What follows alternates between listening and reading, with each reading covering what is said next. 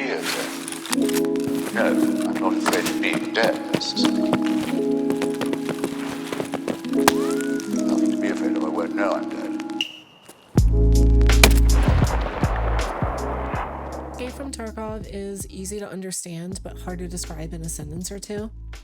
And you're probably here because you've seen gameplay and the objective of the game just isn't clear.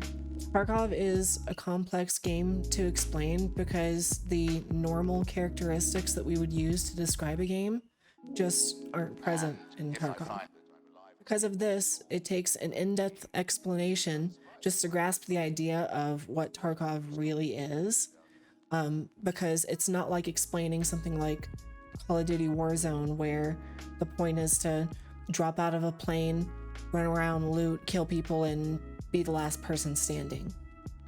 Tarkov is commonly compared to battle royale games like PUBG because the majority of time that you spend on both games is mainly going to be running around the map, looting, and killing players. However, there are some very critical differences between Escape from Tarkov and battle royale games in general. First, in Tarkov, spawns are predetermined and unknown to the player. You're not jumping out of a plane like you are in PUBG. Next, you don't start off a match with little or no gear like you do in battle royale games. In Tarkov, you get to handpick each and every piece of gear that you bring into the start of each match, all the way down to being able to choose your preferred brand of weapon light. Last and perhaps most importantly is that there are no rings or zones in Tarkov. In Tarkov, matches, or raids as they're called, exist for a predetermined amount of time depending on the map that you're playing. Say you're playing on Customs, which has a 45-minute raid duration. You don't spend the entire time in the game.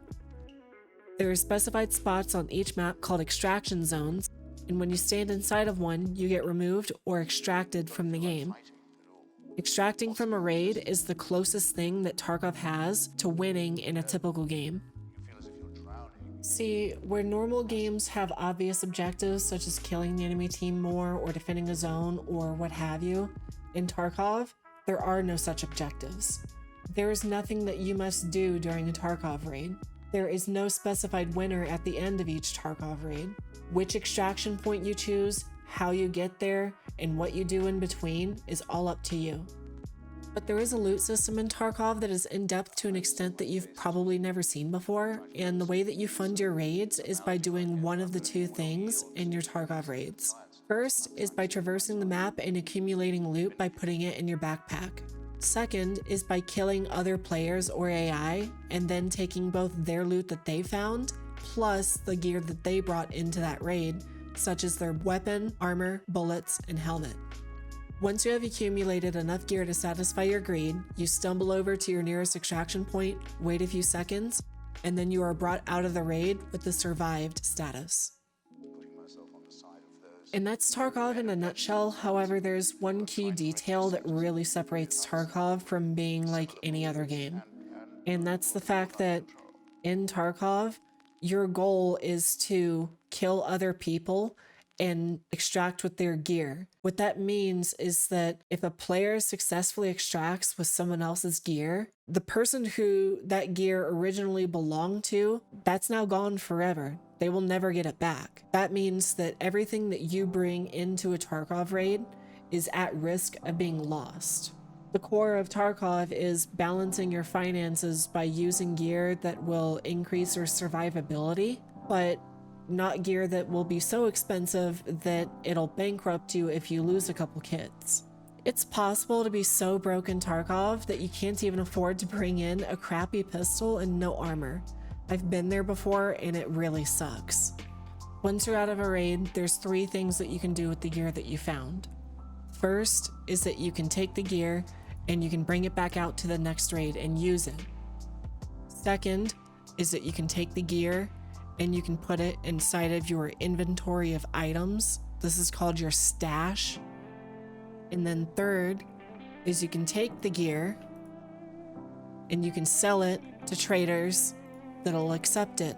But you'll note that certain traders can only take certain types of stuff, and other traders will be able to buy other types of things. The lead developer for Escape from Tarkov, whose name is Nikita, his philosophy for building the game has always been, as he says, as realistic as playable. And so what that means is Tarkov, almost everything in Tarkov is centered around being as realistic as possible while not being ridiculous. So let me give you an example of how and why Tarkov is more realistic, better, and different than most other games. So if we look over here to our left, the first thing that we'll notice is that instead of having an overall health like in most games will have like 100 health. Over here we have a health bar for each individual limb. The way that you kill a player in Escape from Tarkov or anything is you have to drop the head or the thorax hit points all the way down to 0. So you gotta headshot them or you gotta shoot him in the chest a whole bunch. Now where Tarkov is different than every other game is that there are penalties or effects of having one limb brought down to 0. We call it either a blacked limb or a zeroed limb, because when the HP goes down to 0, this green bar will become black, so we call it a blacked limb. When you have blacked leg, for instance, you can't run. If you have a blacked arm, you ADS slower. If you have a black stomach, you lose energy and hydration quicker. Your guy starts coughing and making noise. We already mentioned, as I said, if you have a head or a thorax go down to 0, then you just instantly die. And the heals that we have to combat this are also a lot different than in normal games. So let's take a look at our heals. Well, we got 4 main types of heals. I separated them into. You have your med kits. These heal HP on your limbs. And then you have your bandages, which stop bleeds. You have your hemostat and your tourniquet. They stop heavy bleeds because there's more than one type of bleed in Tarkov. You have your painkillers, which you're gonna need if you start taking bullets, because there is pain in this game and you need to be able to mitigate that. You have splints for, broken limbs. If you fall from a really high ledge, you might break your legs, and it might do the same thing as having a blacked leg in terms of making it to where you can't run. You have surgery kits. This is how you bring a black limb back from not being black, and so this will let you continue to use a limb after it's already been destroyed after the fact. And you have more heals in this game, but these are just your general ones. But that'll give you an idea of how different healing is in Escape from Tarkov compared to normal games. In regards to your kit, like I said earlier, everything that you bring in is at risk of being lost. So for example, if you look at all this gear that I have on, it's not a full set because I don't, plan on actually going into a raid, but my gun, my armor, my helmet, even all the way down to the glasses, the ammo that I'll bring along, everything over here on the left side of your screen that you see, I have to either find that, take it from somebody, or buy it. And every single thing that I put over here on my body, I'm at risk of losing when I die. And so that's what I was talking about in terms of how the core of Tarkov is really just centered around picking gear that will increase your survivability rate so that you can extract and survive more frequently, but not bringing gear that's so expensive that if you die once or twice, you'll just be completely bankrupt and you'll have nothing left. To take this idea of realism further though, normally in games, you have your generic gun with your generic attachments and you just shoot bullets. Or if you're playing a game like PUBG, it might discern between a few different types of bullets. Maybe say you're playing Apex Legends and you have light ammo and heavy ammo. But in Tarkov, it is just about as realistic as you can get in a video game, because in Tarkov, bullets that you use are real life bullets that exist in the real world. So right here, I have a 60 round magazine and 2 different types of armor penetrating ammunition for 5.56, and both of these bullets exist in real life. This M995 bullet, it costs a little over $100 for each bullet in real life. But the point is that you load these magazines. Here, I'll show you. These are all of the bullets that can fit inside of that magazine that I was just showing you. You have anything from your tracer rounds to your armor penetrating rounds to your full metal jacket, your hollow point. There's a whole bunch of different types of ammo that you can fit inside of magazines. But what's important is that you're not just shooting generic ammo out of generic magazines. You have to buy each individual bullet, put them into each individual magazine that you also have to buy, and then finally put that into your gun before you take the gun into the raid. But there's more. Here we have an assortment of 5.56 ammunition and a 5.56 magazine. What you'll notice is that you can take all these different types of ammo and you can do this. You can put them all in the same magazine. You can even take ammo that isn't 5.56. Here we have some 300 blackout ammunition, and you can put it in the same magazine with the 5.56 ammo. The reason why this is because 300 Blackout was designed to be able to fit inside of 5.56 magazines. This means that you can take ammo that isn't even designed for the gun and put it inside of the gun. There's just a lot of depth and a lot of choice to this game. Some people, they'll even take a magazine and they'll put the last few rounds of the magazine as tracer ammo to let them know that they're running dry whenever they're shooting. Or they'll top load expensive armor piercing ammunition and then they'll bottom load the rest of the cheaper stuff so that they can have more economical AP ammo. Just being able to have multiple types of ammo inside of your magazine at the same time just gives a lot of utility and adds a lot of depth. I mean, speaking of depth, just look at your weapon modding system. This is what your weapon modding looks like. You can see that it's pretty realistic in the sense that if we look over here at the front, we have an entire long combination of muzzle brakes or suppressors or flash hiders or anything else that we want to attach to the front of the gun. We have a dozen tactical devices and flashlights that we can choose from. We have things that are combination. So for example, my favorite one that I like to run is the X400. It has a flashlight with a laser, and then a laser. So it has 3 modes, and a lot of these other devices also have several modes. I can change my barrel length. I can go all the way down to a 10.6 inch. I can change the handguard. So if I completely remove this handguard, I can go down to a 10-inch barrel. And then I can put back on another handguard, put on another one, and then we're chilling. And that's how you mod your weapons.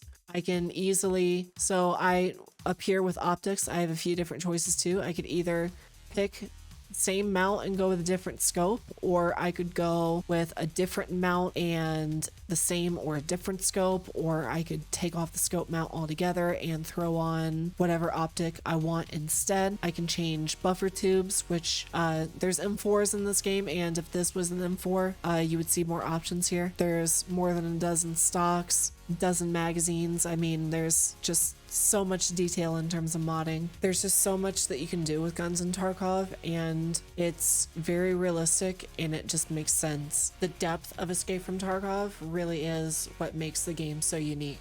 It's really exhilarating when you're in a raid and you found a super rare item that you've been hunting for forever because you need it to complete a task or whatever, and you're sitting there, you've been looking for it forever, you're trying to get out, and you hear shots going off and you're trying to run away and duck, look for cover, and try not to get caught up in the gunfight. It's just the feeling that other games don't give you.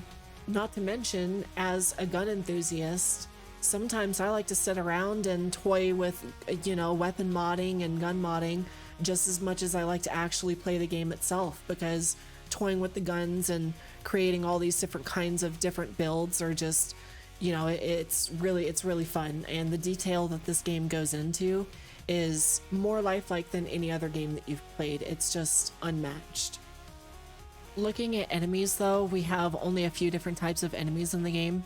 You have PMCs, which are other players, scavs, which are short for scavengers, and in the lore, they're just basically unarmed civilians that are trying to get by. Scav raiders, which are basically bigger, faster, stronger scavs. And then you have scav bosses, which are like scav raiders, but they have interesting traits because, they're like bosses. One thing to note is that before you play a game, you have the choice between playing your PMC and a scav. That's because while scavs are AI enemies, and they are the most common AI enemies that you'll run into, you can play as player scavs, which are basically randomly generated free loadouts that you get. And so whenever you're broke or, you know, you need an item for a quest or what have you, you can play your player scav, run around the map, little bit, and the loot that you get as a player scav won't be very good, but it is free, so it is what it is. And that just about sums it up. Tarkov is of course a very deep game, so there's a lot more that I could tell you, but the video is long enough as it is, and that's about the gist of what Tarkov really is. I wanted to make this video because I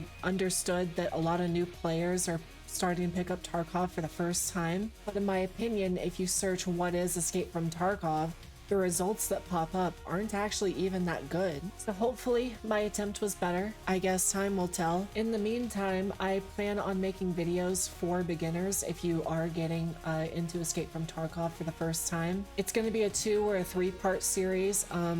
The first part is probably going to focus on settings and keybinds before you even get into the raid, but there's also going to be some interesting stuff in there as well for those of you who don't have a ton of hours into the game. I hope you liked this video. Hoped you learned something. If you did, some interaction with the channel in any way would be greatly appreciated. Peace. Hey, Russian, drop dead! I can't believe Command is up and left us here. Yeah, keep talking! You're gonna pay for this bullshit! Fuck you, you fuck! Fucking Ruskies. Asshole!